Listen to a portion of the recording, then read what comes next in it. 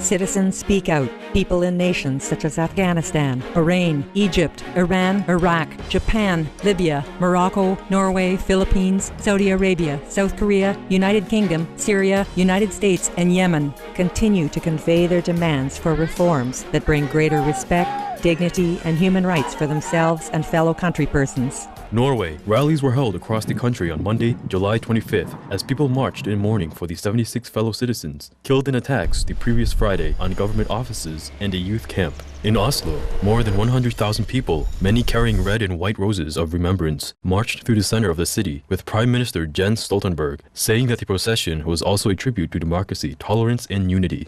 United States, as the U.S. Congress and the administration of President Barack Obama continue to debate proposed measures to help reduce the budget deficit and raise debt limits, the International Monetary Fund warned on Monday that global financial markets would face a severe shock if decisive action is not taken soon. Philippines. Over 6,500 demonstrators rallied Monday as President Benigno Aquino III prepared to deliver his State of the Nation address, protesting his government's slow pace of change as they demanded more progressive economic reforms and swifter justice for ministers in the former presidential administration who were corrupt. South Korea and Japan. South Koreans demonstrate for a second day outside the Japanese embassy in Seoul in protest of a visit by 4 Japanese officials to Uleungdo Island, located near a group of small islands that are claimed by both countries. Iran and Iraq. 2 Iraqi citizens were killed and 3 wounded on Monday when Iranian shell fire hit the Iraqi town of Sidkan during border clashes involving a Kurdish group that Iran believes is being harbored by Iraqis.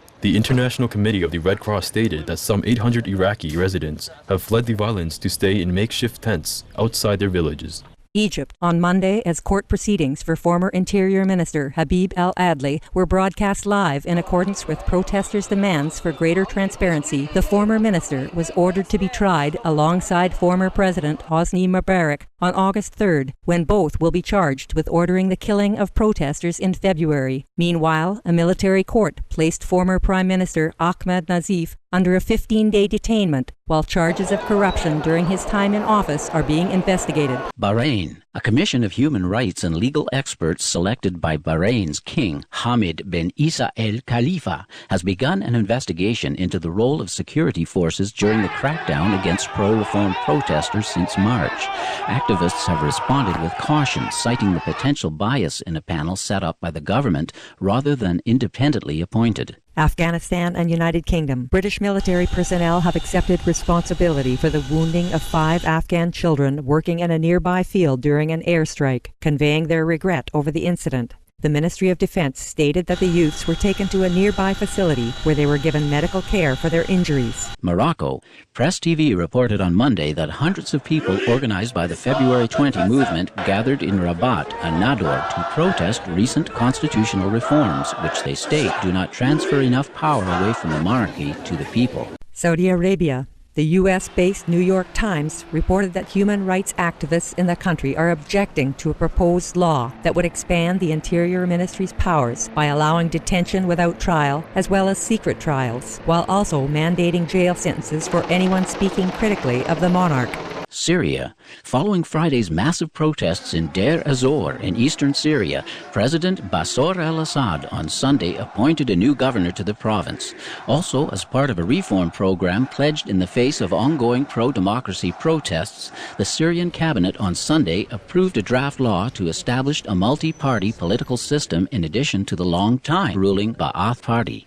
Meanwhile, activists reported Sunday that the Syrian army stormed the northwestern village of Sharjah in Idlib province and also once again entered the city of Homs, where over 50 people were killed in the past week. Syrian security forces also reportedly arrested hundreds of citizens in Damascus, including famous filmmaker Shadi Abu Fakr. Libya. In an interview with the Wall Street Journal, the head of Libya's Transitional National Council, Mustafa Abdel Jalil, stated Sunday that leader Colonel Muammar Gaddafi and his family could remain in Libya as a way to resolve the current conflict, as long as he agreed to abide by certain conditions, including a complete relinquishing of power to the new government. With sorrow for those who have perished, are injured, or oppressed, we pray that the strife in all countries subsides and that people in every region of the globe may decide to live in freedom, peace, and deserved dignity.